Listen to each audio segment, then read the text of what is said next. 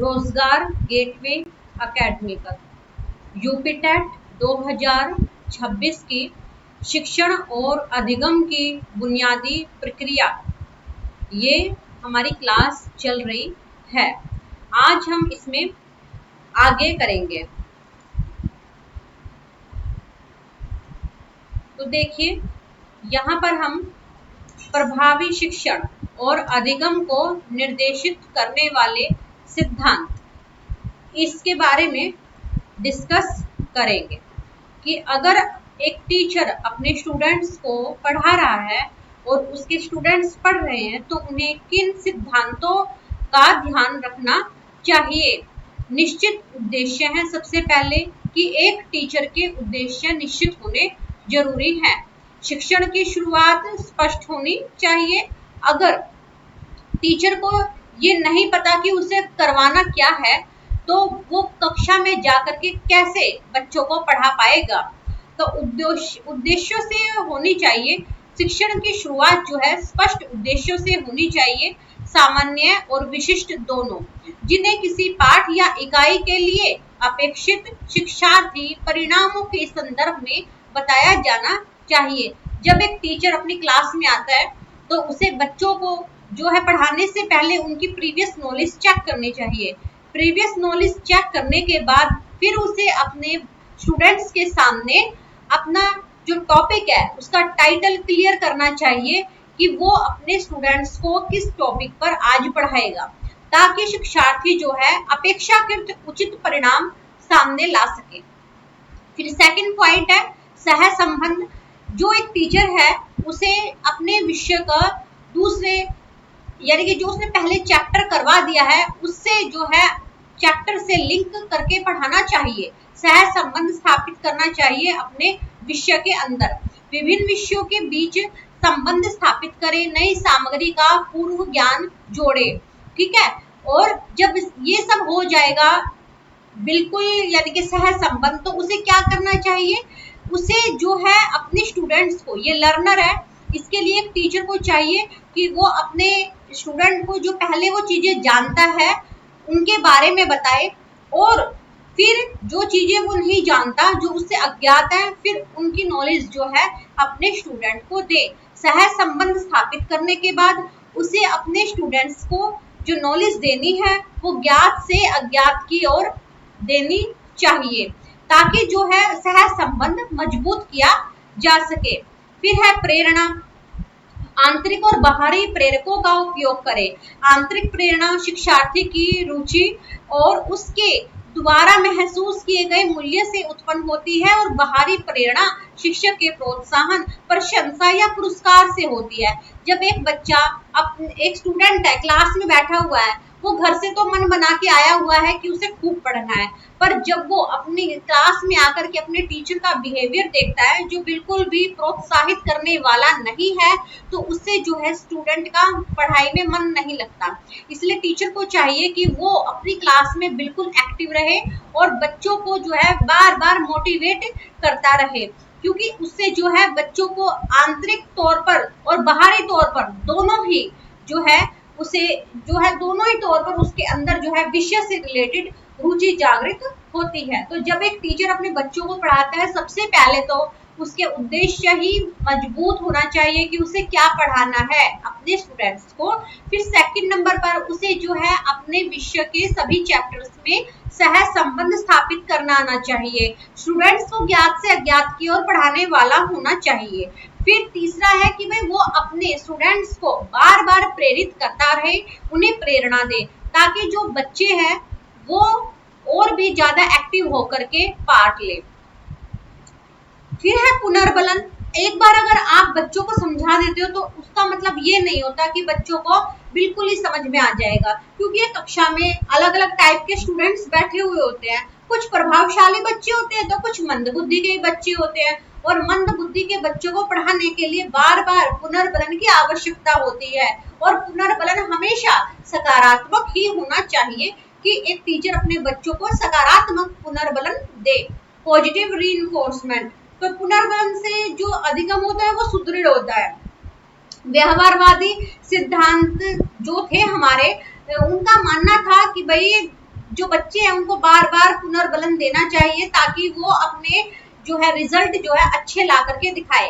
जैसे कि BF Skinner ने प्रतिपादित किया है कि पुनर्बलन सकारात्मक होता है और नकारात्मक होता है। सकारात्मक जब होगा पुनर्बलन तो उस टाइम पर वांछित प्रतिक्रियाओं के लिए पुरस्कृत किया जाता है बच्चे को, और जो नकारात्मक होता है तो वांछित प्रतिक्रियाएं होने पर प्रतिकूल परिस्थितियों को हटाना होता है नकारात्मक पुनर्बलन में। जैसे कि आप देखिए कि भाई अगर एक बच्चा है कक्षा में अच्छे मार्क्स ले आया, मान लो 90% से अबव वो मार्क्स ले आया है, तो उस टाइम पर क्या होगा, एक टीचर उसको रिवॉर्ड देगा भाई, क्योंकि उसे इनाम देना है, ठीक है। अब फिर सेकंड टाइम में क्या हुआ कि भाई बच्चा मान लो अच्छे नंबर नहीं ला पाया, तो टीचर क्या करेगा, टीचर उसे वही काम दोबारा से करने के लिए देगा, ठीक है। तो ये क्या हुआ, नकारात्मक रीइंफोर्समेंट हुआ। इस टाइम पर बच्चे को प्राइज तो मिल ही नहीं सकता। फिर इसका एक और उदाहरण नकारात्मक जो है पुनर्बलन, उसका एक और उदाहरण ये है कि एक किसान है, उसने अपने खेती कर दी, ठीक है, फसल उगी है उसकी। अब जब फसल काटने का टाइम आया तो उस टाइम पर बारिश आ गई और सारी फसल खराब हो गई। तो ये क्या हुआ, एक नेगेटिव रीइंफोर्समेंट हो गया प्रकृति की तरफ से। और पॉजिटिव रीइंफोर्समेंट तब होता अगर जब उसने बीज बोया है और तब बारिश आ जाए तो उससे जो है बीज फूट करके फसल जो है अच्छी खिलखिलाती हुई बाहर आती। तो बारिश अगर उस टाइम पर होती जब फसल के उगने का समय था तो वो पॉजिटिव रीइंफोर्समेंट होता। और नेगेटिव रीइंफोर्समेंट तब हो गया जब बारिश उस टाइम पर आई जब फसल काटनी थी, उससे तो उसकी फसल गल गई, खराब हो गई वो। तो इस तरीके से जो है हम पॉजिटिव रीइंफोर्समेंट और नेगेटिव रीइंफोर्समेंट को देखते हैं। ये जीवन के हर एक क्षेत्र में जो है अप्लाई होता है।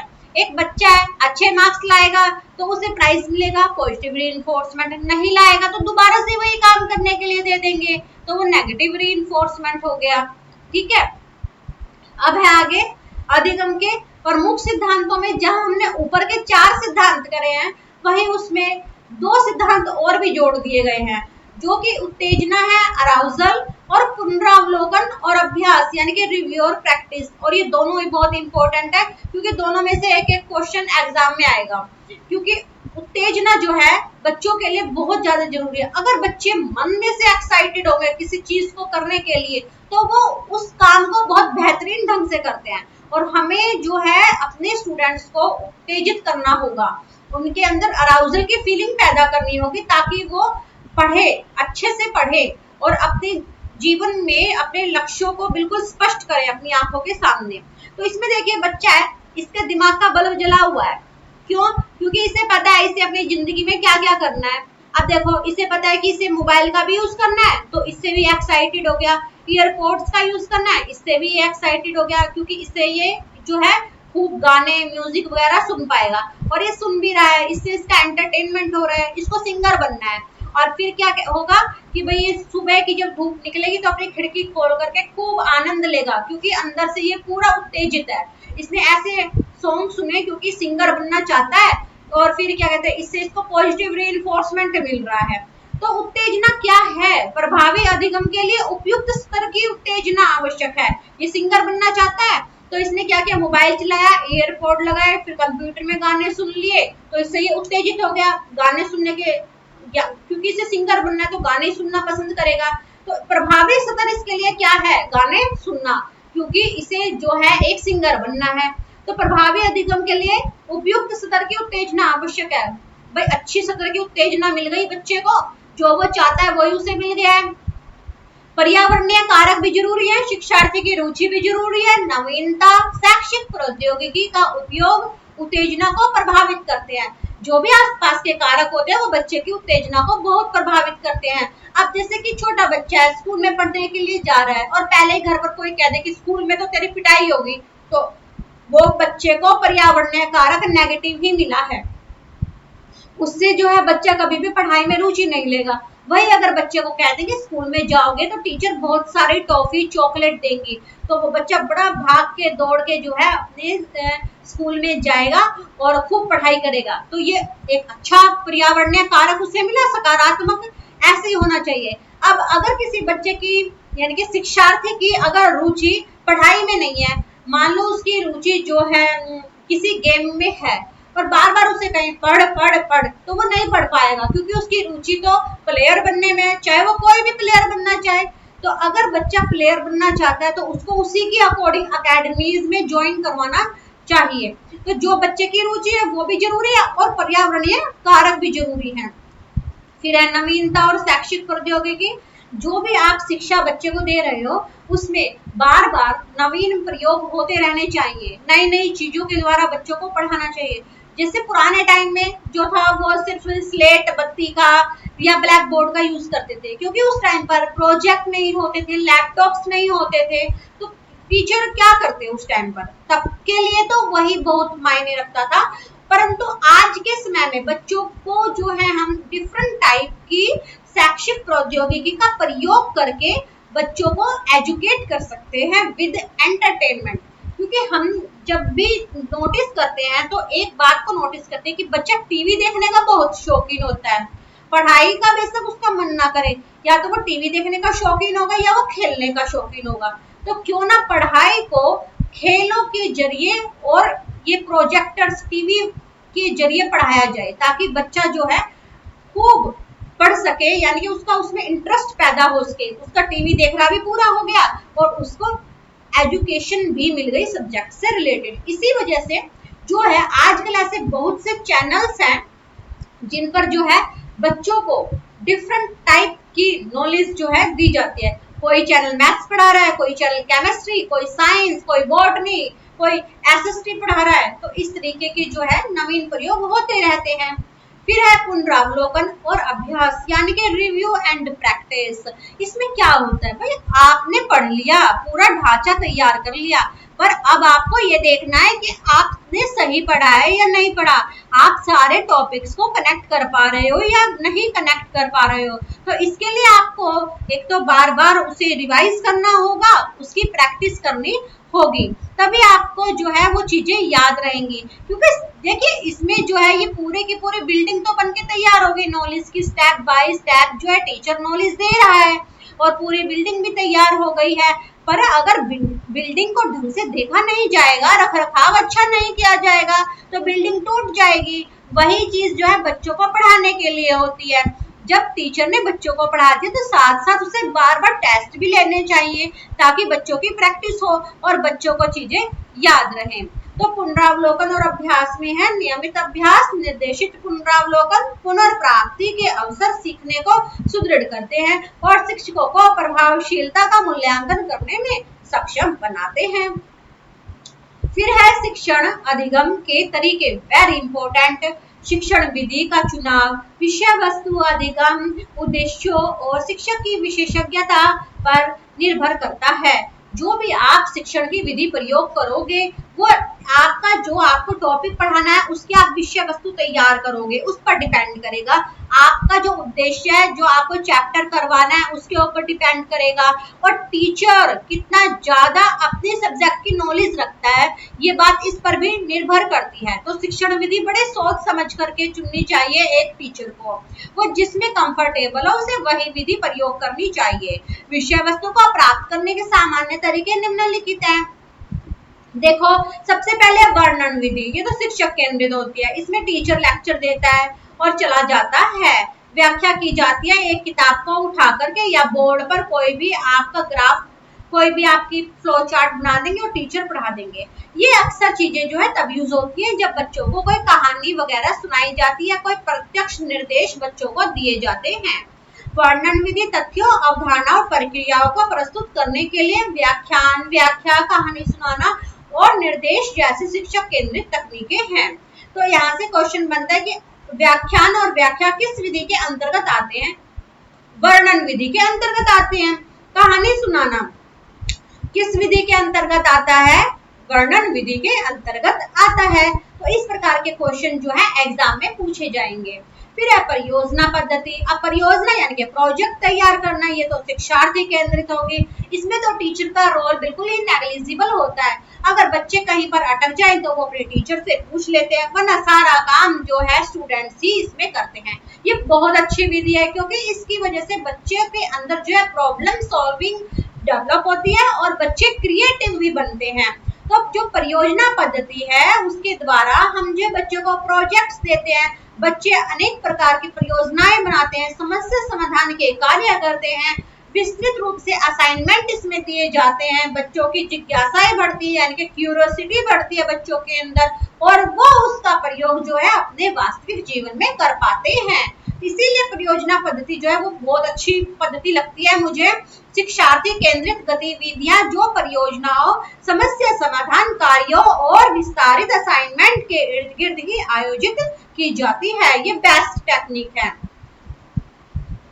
ये जो टेक्निक है हमारी परियोजना पद्धति वाली, इसके द्वारा जो है जिज्ञासा और वास्तविक जीवन में अनुप्रयोग को बढ़ावा मिलता है, बच्चों की क्यूरियोसिटी बढ़ती है और वो उसका प्रयोग जो है अपने जीवन में जो दैनिक दिनचर्या कर रहे हैं उसमें प्रयोग कर पाते हैं। फिर है शिक्षण की विधियां। ज्यादातर आमतौर पर अगर देखें तो मोटा मोटा देखो ये चित्र बता रहा है आपको, इस चित्र के अंदर आपको क्या क्या दिख रहा है? मुझे तो एक टीचर दिख रही है, उसके चारों ओर खड़े हुए 6 बच्चे दिख रहे हैं, ये अलमीरा दिख रही है, ये ग्लोब दिख रहा है, नीचे भी कुछ टेबल पर चार्ट वगैरह टैब पे रखे हुए हैं, टैब खोला हुआ है इन्होंने, बहुत अच्छा कार्य है ये तो। और फिर यहाँ पर मुझे वाल पर चार्ट भी दिख रहा है जो शायद हमें ये बता रहा है कि टीचर बॉटनी की टीचर है, ठीक है, क्योंकि जीव विज्ञान से संबंधित नॉलेज दे रही है। तो क्या करेगी ये टीचर? ये बच्चों के दिमाग में नॉलेज डालने के लिए सबसे पहले इंडक्शन का प्रयोग करेगी, फिर डिडक्शन का प्रयोग करेगी, यानी कि पहले समस्याओं को ढूंढेगी और फिर उन समस्याओं को सॉल्व करेगी, और उसके बाद वो क्या करेगी, एनालिसिस करेगी हर एक टॉपिक का कि भाई कैसे तोड़ तोड़ करके टॉपिक बच्चों को समझाने हैं, और सब टॉपिक्स को फिर वो जोड़ करके बच्चों के सामने एंड में संक्षिप्त जो है संक्षिप्त एक्सप्लेनेशन करेगी बच्चों के सामने, यानी कि छोटे तौर पर सारा लेक्चर बच्चों को समझा देगी। सबसे पहले तो प्रॉब्लम ढूंढेगी, फिर प्रॉब्लम के सॉल्यूशन ढूंढेगी, फिर अपने टॉपिक को एनालाइज करेगी, जो भी उसका टॉपिक है उसको छोटे छोटे स्टेप्स में बांटेगी, उनसे निकलने वाली प्रॉब्लम्स को देखेगी, वो सब कुछ तैयार करेगी परफॉर्मा, और एंड में सब कुछ जोड़ करके लेक्चर के एंड में समझा देगी बच्चों को बिल्कुल क्लियर करके। तो ये टीचर यही काम कर रही है। देखो इसने यहाँ पर नीचे जो है बड़ा टैब खोला हुआ है, बच्चों को एक एक करके ये हर चीज समझा रही है और बच्चे भी बड़े इंटरेस्ट के साथ देख रहे हैं। आगे दृश्य विधि, यानी कि अमूर्त अवधारणाओं को मूर्त रूप देने और अवलोकन और विश्लेषण में सहायता के लिए प्रदर्शित पर्यवेक्षित अध्ययन, मॉडल चार्ट और दृश्य सहायक सामग्री का प्रयोग। पहले हम जो है अपने स्टूडेंट्स को पढ़ाने के लिए ग्लोब वगैरह का प्रयोग करते थे या बुक्स में चित्र आ जाते थे, परंतु आज हमारे पास इतनी अच्छी टेक्निक्स हैं कि हम अपने स्टूडेंट्स को जो चीज वो नहीं देख सकते अपनी आंखों से, टैब खोलेंगे उस पर इतनी अच्छी वीडियोस यूट्यूब पर मिलेंगी कि बच्चों का ज्ञान जो है इंटरेस्ट के साथ आगे बढ़ेगा, वो बढ़ता ही चला जाएगा। जैसे यहाँ ऊपर टीचर देखो टैब में बता रही है ना बच्चों को कि सेल क्या होते हैं, इस तरीके की नॉलेज दे रही है, तो इससे जो है बच्चों की नॉलेज बढ़ेगी। प्रोजेक्टर का कैमरा लगा हुआ है, इससे जो है दीवार पर मारेगी और ये जो स्क्रीन पर छोटी स्क्रीन पर दिख रहा है ये सामने बड़ी स्क्रीन पर दिखेगा। तो जो दृश्य विधि है उसके अंदर जो है ऐसी विजुअल टेक्निक्स का प्रयोग करके जो है बच्चों ने जो चीज नहीं देखी, अब छोटे बच्चों ने पत्ते के अंदर की चीज थोड़ी देखी है, बाहर से पत्ता देखा होता है, लेकिन ऐसी वीडियोस भी हैं जो बच्चों को जो है 3D में, बच्चों के लिए 3D में बनाई गई है, और उन वीडियोस को देख करके बच्चों को पता चल जाता है कि आखिर लीफ के अंदर क्या होता है, तनों के अंदर क्या होता है। तो इस तरीके से जो है दृश्य विधि जो है बहुत अच्छी विधि है। फिर है मानसिक विधि, यानी कि दिमाग की विधि।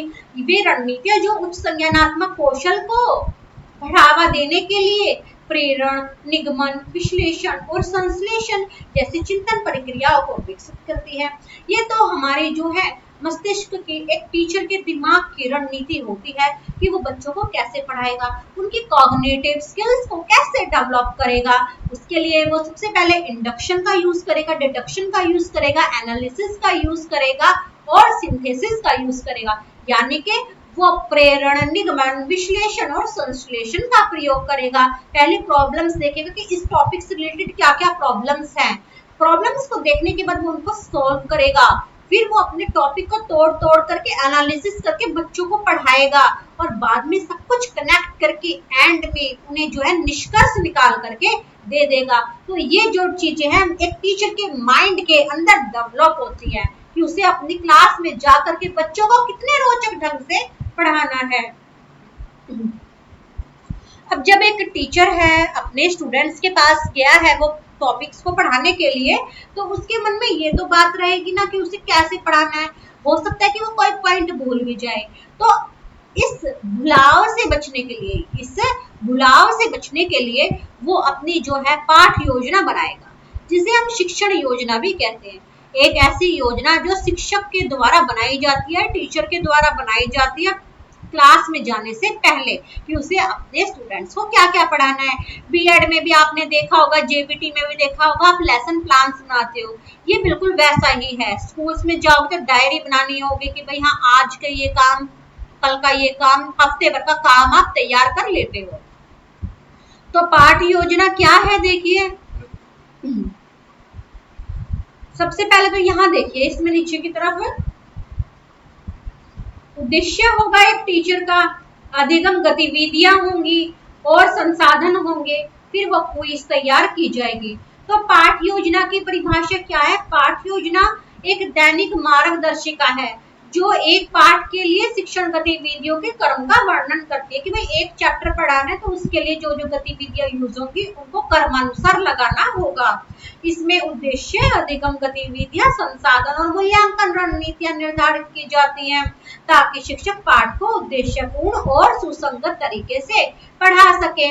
जैसे कि टीचर ने पहले उद्देश्य बनाया, फिर अधिगम करने की गतिविधियां बनाएगी, कैसे बच्चों को एक्टिविटीज करवानी है, क्या क्या संसाधनों से उन्हें पढ़ाना है, बुक से, ग्लोब से, टैब से, कंप्यूटर से, प्रोजेक्टर से कैसे पढ़ाना है। और अंत में सब पढ़ाने के बाद वो अपने स्टूडेंट्स के लिए कुछ क्वेश्चंस भी तैयार करता है ताकि वो ये जान सके कि बच्चों को कितना समझ में आया है। पाठ योजना में विवरण का स्तर शिक्षक के अनुभव के अनुसार होता है। अब हर एक शिक्षक का अपना अपना अनुभव होता है। अनुभवी शिक्षक जो है अक्सर शिक्षण और छात्र गतिविधियों की संक्षिप्त रूपरेखा को ही बना लेते हैं, उसका उपयोग करते हैं। और नए जो शिक्षक होते हैं, नए शिक्षक जो है गतिविधियों, प्रश्नों और समय सीमाओं को सूचीबद्ध करने वाली अर्धवृत्त विस्तृत योजनाओं का उपयोग करते हैं। जैसे कि आपने जब बीएड की होगी तो उस टाइम पर लेसन प्लान बनाए होंगे, 90 बनाए होंगे, 45 एक सब्जेक्ट के, 45 एक सब्जेक्ट के। तो उस टाइम पर जो आपने लेसन प्लान बनाए हैं वो लेसन प्लान जो है इतने विस्तृत ढंग से बनाए थे कि क्योंकि आप उस टाइम पर नए शिक्षक थे, पर जब आप स्कूल में जाते हो तो आपको अनुभव हो जाता है, फिर आप सिंपल हेडलाइंस बना करके चले जाते हो, बच्चों को पढ़ा देते हो। फिर आगे शिक्षण और अधिगम की बुनियादी प्रक्रिया, इसके लिए क्या होता है देखिए, इसमें हमारे वही 7 स्टेप है हमारे, शिक्षण, शिक्षण कौशल, शिक्षण अधिगम प्रक्रिया, शिक्षण योजना, शिक्षण रणनीति, शिक्षण रणनीति के प्रकार, माइक्रो टीचिंग यानी कि teaching, teaching skill, teaching learning process, teaching plan, teaching strategy, types of teaching strategies and micro teaching. ठीक है, अब इसमें देखिए हमने अभी तक जो जो पढ़ा है यहाँ पर इसकी पूरी की पूरी आपकी पुनरावृत्ति हो जाएगी इसमें। ठीक है, रिकॉल कर लेते हैं एक बार। विविध प्रकार की अधिगम शैलियों का प्रयोग किया जाता है, दृश्यात्मकता, श्रव्यात्मकता और क्रियात्मक।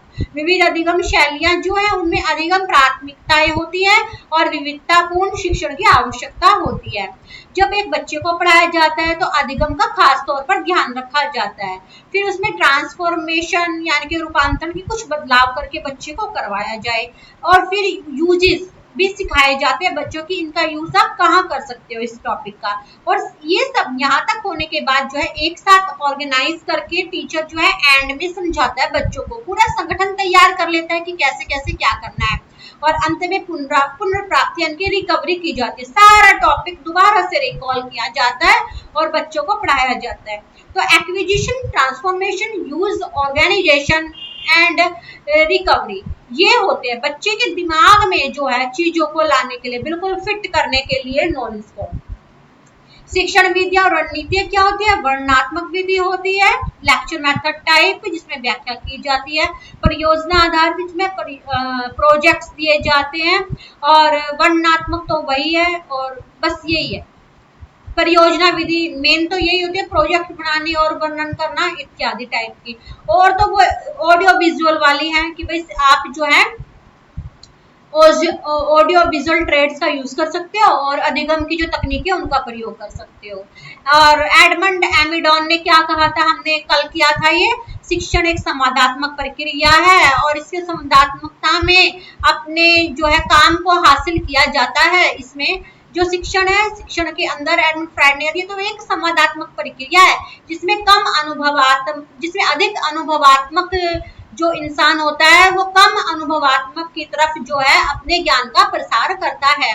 फिर पाठ योजना के घटक, हमने इसमें क्या है पाठ योजना के घटक, ये देखिए आप। अधिगम उद्देश्य, इसमें अधिगम उद्देश्य में क्या होता है? संज्ञानात्मक होता है, मनोप्रेरक और भावात्मक क्षेत्र होते हैं। फिर विषय वस्तु तैयार की जाती है, उसमें विषय होता है, अवधारणाएं, मूल्य और संदर्भ होते हैं। अधिगम की गतिविधियां एक टीचर तैयार करता है कि भाई कैसे तैयारी करने, किन चीजों का प्रयोग करके तैयारी करनी है, और अंत में वो क्विज लेता है ताकि वो जांच कर सके कि बच्चों ने कितना व्यवहारिक प्रदर्शन किया है, उसमें पता चल सके कि बच्चों को कितना उसका टॉपिक पढ़ाया हुआ समझ में आया है। तो पाठ योजना में जो है वो 4 ही स्टेप होते हैं, एक तो उद्देश्य, विषय वस्तु, अधिगम गतिविधियां और मूल्यांकन। ठीक है, आगे ये तो हम सब कुछ कर चुके हैं, पीछे वाला ये रिकॉल है, ये तो सब कुछ ठीक है। फिर है शिक्षण विधि और पाठ योजना। अब ये जो टॉपिक है इससे आगे जो है हम अपना कल करेंगे, तो आज के लिए बस इतना ही। तो बुनियादी प्रक्रिया में आज हमारी 2nd क्लास थी, वो हो चुकी है। कल हम अपनी इसकी 3rd क्लास करेंगे जिसमें हम शिक्षण विधि और पाठ योजना को गहराई से करेंगे और सूक्ष्म शिक्षण और अभ्यास गतिविधि को करेंगे, और इसके बाद हम शिक्षण और अधिगम की बुनियादी प्रक्रिया में जो सिद्धांत और अभ्यास लागू किए गए हैं उनके बारे में करेंगे, और इसके बाद हम जो है चक्र करेंगे सूक्ष्म शिक्षण का, और फिर उसके बाद हम जो है शिक्षण रणनीति करेंगे। वेरी डीप टॉपिक है ये। शिक्षण रणनीति के प्रकार होंगे जिसमें डिफरेंट टाइप की शिक्षण रणनीति आएंगी, 2 प्रकार की मेन होती है, आगे तो उनके पार्ट होते हैं। ठीक है, तो कल हम इस टॉपिक को आगे करेंगे। Thank you.